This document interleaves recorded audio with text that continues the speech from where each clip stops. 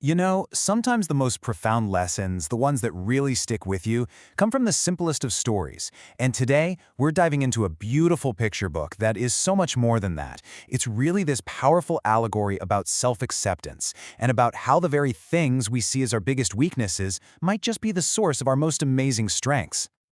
So let's set the scene. Our story begins here, in this gorgeous, wide-open field, just bursting with fragrant, colorful flowers. It's idyllic. But right in the middle of all this life, we meet our main character, the Cocklebur, standing tall, but completely, utterly alone. And this really brings us to the core question of this entire story. A question for the Cocklebur, sure, but maybe it's one for all of us, too. What if the very thing you dislike most about yourself is secretly your greatest asset? It's a huge question that kind of hangs over this whole tale, so let's see how it all plays out. Okay, so for the Cocklebur, its entire world, its whole identity, was defined by one central, prickly predicament. Its very nature was prickly, right? I mean, these sharp thorns, its most defining feature, were also a barrier.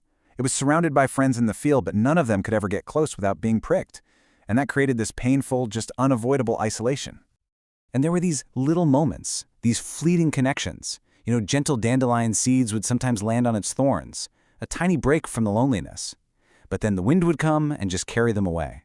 And in its heart, the Cocklebur was totally convinced they were leaving because of its thorns, that they were looking for some softer, more welcoming place to land.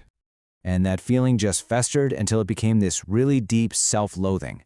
The Cocklebur wished it could just rip its thorns off, or maybe grind them down on a rock to be less sharp. I mean, more than anything in the world, it just wanted to be like the others, a soft, fragrant flower. So, just when the Cocklebur thought its loneliness was the absolute worst of its problems, something new and completely unwelcoming showed up. Carried on the wind came these strange, dark blobs. Who knows? Maybe it was dust, maybe some kind of virus, and they just latched right onto its body.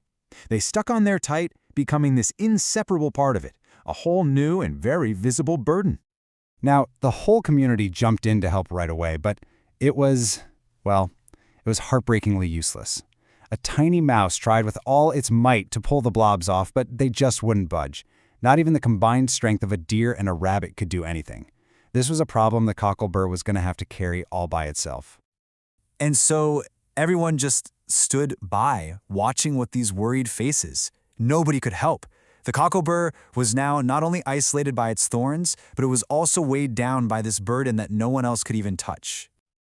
Okay, so with literally no other options left, no hope of rescue, the Cocklebur had to do the only thing it could.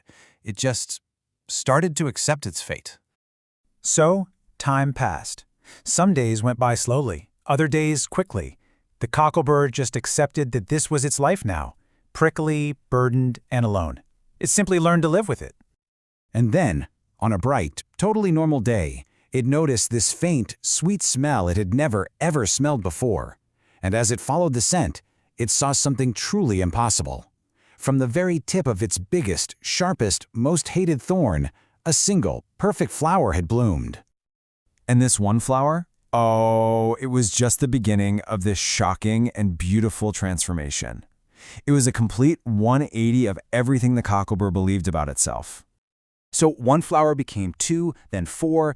These vibrant colors, pinks, yellows, bright oranges, they started just popping up all over its body. Every single one emerging from a thorn it had once hated so much. And that sweet fragrance just got stronger and stronger. In what felt like a blink of an eye, the Cocklebur's entire body, once a symbol of loneliness and self-hatred, was now this magnificent, blooming bouquet. It was incredible. In the most unexpected way, it had become the very thing it always wished it could be. And in that moment, it all just clicks into place. The thorns weren't a curse. They were the reason the flowers could bloom. That prickly surface was what had caught the seeds, the so-called burdens, and gave them the perfect foundation for something beautiful to grow. So this internal transformation, this incredible change, it led to one final, really powerful shift in the Cocklebur's whole perspective. After finding beauty within, it was finally able to see itself clearly in the world. For the first time, it really looked around, and it saw that it had never been alone. Not really.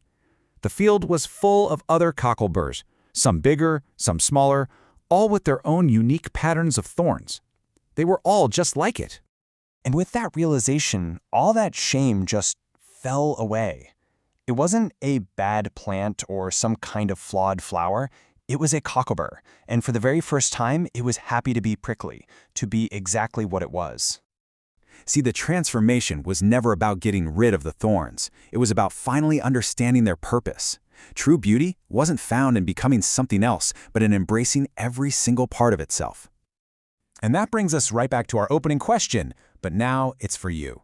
The story of the cocklebur is really a powerful fable about our own perceived flaws, our own prickliness. So the final thought I'm going to leave you with is this: what beautiful, impossible things are just waiting to grow from your thorns?